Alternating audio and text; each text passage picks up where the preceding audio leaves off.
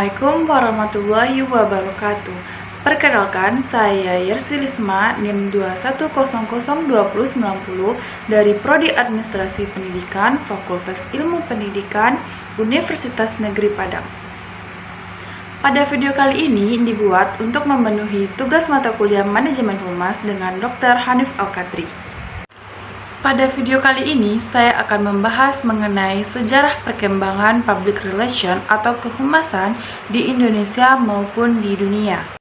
Nah, tentunya materi yang saya jelaskan pada video kali ini akan sama dengan atau berkesinambungan dengan video-video yang telah dibuat pada minggu sebelumnya. Nah, sebelum saya menjelaskan materi, saya akan menjelaskan kembali apa itu public relation ataupun pemahaman mengenai atau alasan mengenai public relation tersebut. Public relation merupakan hubungan masyarakat atau usaha yang disengaja maupun direncanakan secara sedetail-detailnya yang berkesinambungan dan saling pemahaman antara lembaga-lembaga, instansi-instansi ataupun organisasi-organisasi dengan masyarakat maupun lembaga public relation dalam suatu organisasi tersebut. Dapat kita garis bawahi bahwa public relation merupakan suatu proses terencana untuk menciptakan hubungan yang baik dan saling pengertian secara berkesinambungan antara dua belah pihak, antara lembaga pihak masyarakat dengan pihak lembaga atau institusi tersebut. Nah, public relation relatif baru di Indonesia. Tapi, perkembangan pada dunia internasional itu bukanlah hal baru lagi. Public relation merupakan gabungan dari ilmu-ilmu sosial. Ilmu-ilmu sosial ini bisa berupa ilmu ekonomi, ilmu psikologi, maupun ilmu yang lainnya. Dan bahkan, pada public relation ini merupakan gabungan dari ilmu-ilmu komunikasi. Nah, public relation muncul di Amerika Serikat pada abad ke-20. Humas maju karena adanya kemajuan dalam berbagai bidang. Adanya kemajuan dari kekuatan masyarakat yang memisahkan dari tujuan yang tidak sama. Pada saat adanya revolusi industri, maka pada saat itulah dianggap lahirnya humas. Jika dilihat dari sebelum-sebelumnya, public relation sudah diterapkan atau sudah diimplementasikan. Seperti contoh, Ratu Balkis yang menyambut Nabi Sulaiman pada saat acara tersebut dilakukan secara istimewa, yang tujuannya untuk menjaga hubungan yang baik dengan Nabi Sulaiman. Nah, dapat disimpulkan bahwa public relation merupakan cara menumbuhkan relasi yang baik dalam komponen-komponen yang menjadi proaktif. Selanjutnya, saya akan menjelaskan materi tentang sejarah public relation. Pelopor dari public relation yang bernama Ivy Ledbetter-Lee, yang merupakan seorang bapak dari public relation atau father of the public relation, yang pada saat itu pada tahun 1905 atau 1906, yang pada saat itu mampu menanggulangi krisis atau adanya kelumpuhan industri batubara di Amerika Serikat pada saat itu. Lee merupakan seorang wartawan yang pekerjaannya mencari kebenaran atau fakta yang terjadi untuk menyelesaikan permasalahan industri batubara pada saat itu. Pesan Lee pada saat itu yaitu The Declaration of Principle. Artinya, adanya prinsip-prinsip yang dideklarasikan kehumasan yang intinya tidak diabaikan dalam manajemen industri.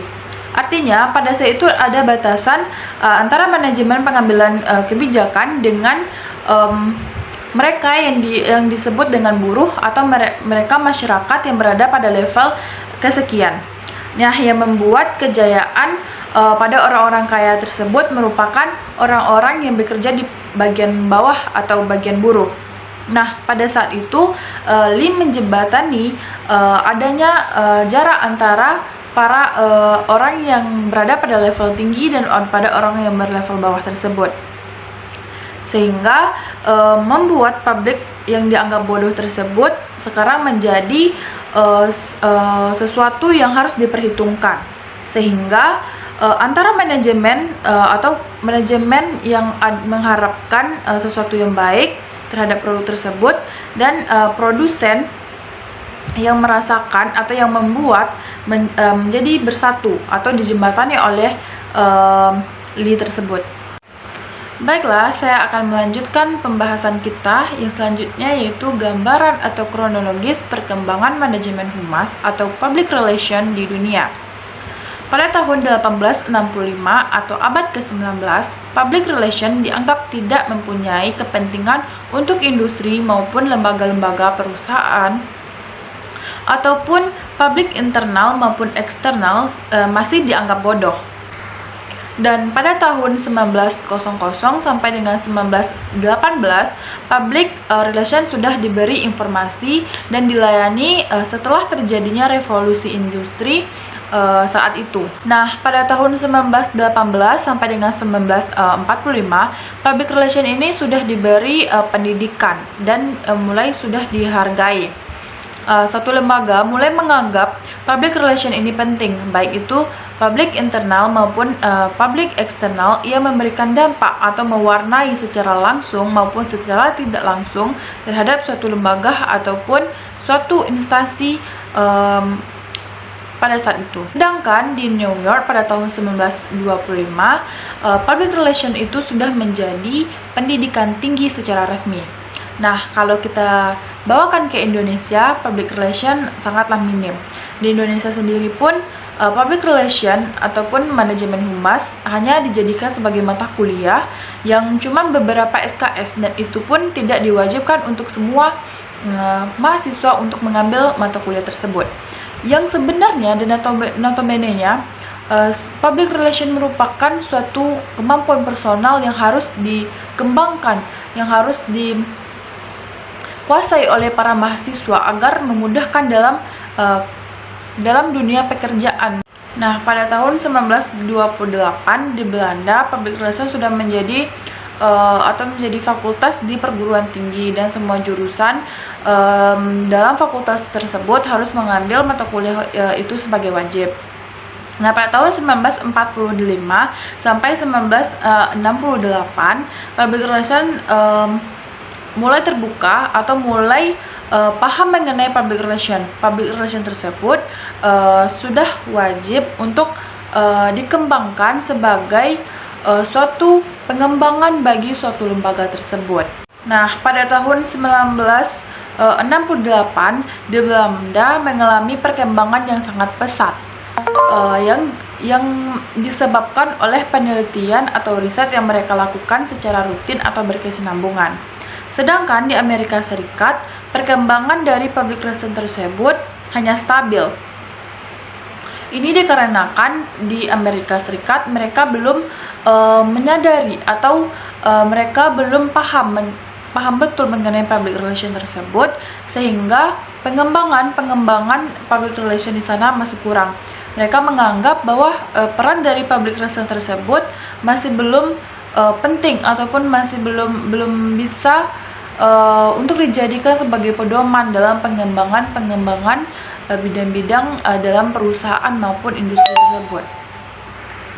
Nah, pada tahun 1979 sampai dengan 1990 sudah menuju ke arah globalisasi. Maksudnya di sini yaitu adanya perkembangan mental, kualitas dan lain-lainnya, dan semua aspek sudah memahami tentang public relation ini.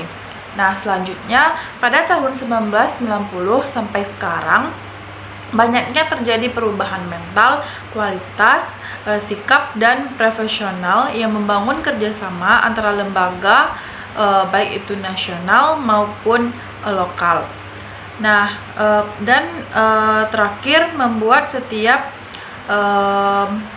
orang mulai belajar sesuai dengan profesi yang diinginkan, seperti seseorang tersebut suka belajar politik maupun belajar hukum. Nah, selanjutnya bagaimana dengan perkembangan public relation di Indonesia yang sangat lambat?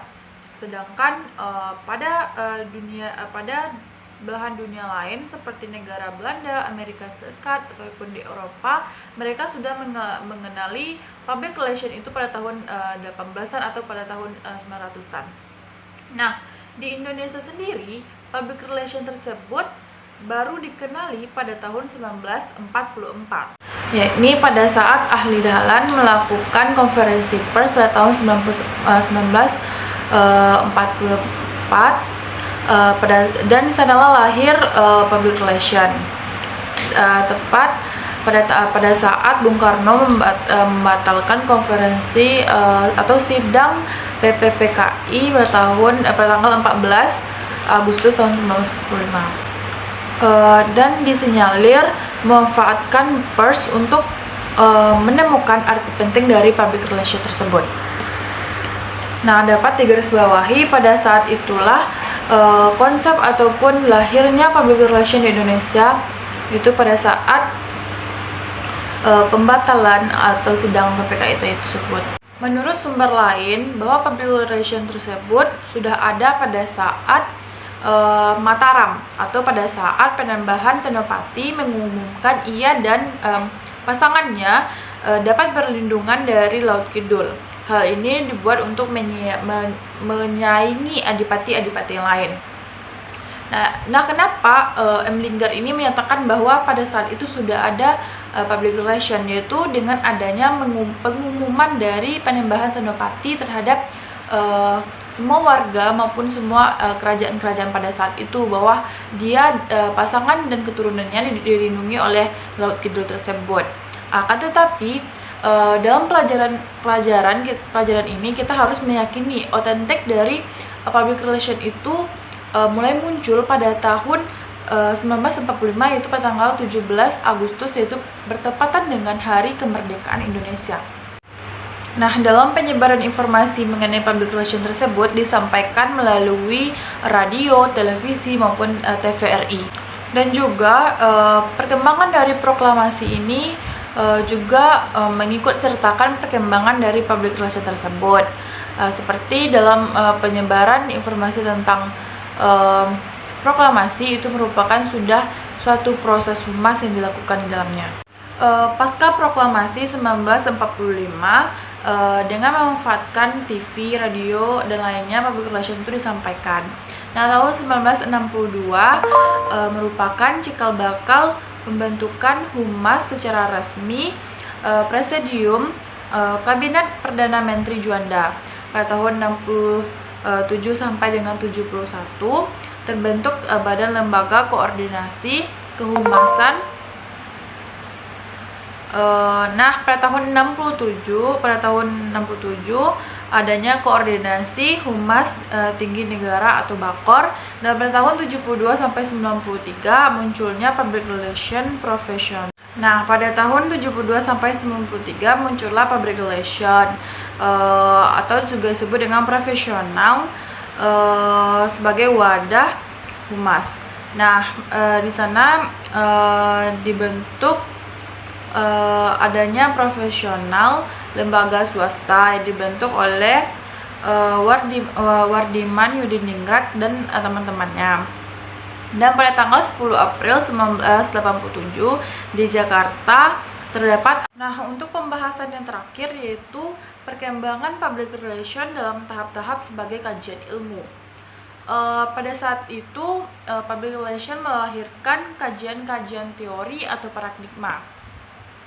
Public relation sebagai ilmu melahirkan konsep-konsep, teori-teori keilmuan seperti penelitian, pemecahan masalah, dan lain-lainnya.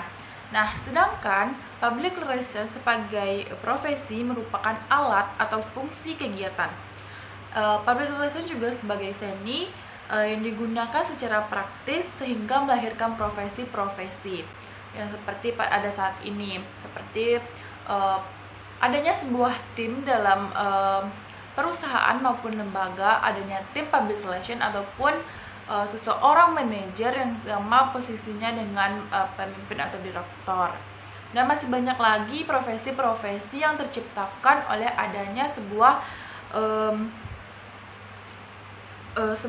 tahap kajian ilmu yang melahirkan profesi public relation tersebut. Sekian mungkin penjelasan materi dari saya pada video kali ini. Apabila ada kesalahan mohon dimaafkan. Wassalamualaikum warahmatullahi wabarakatuh.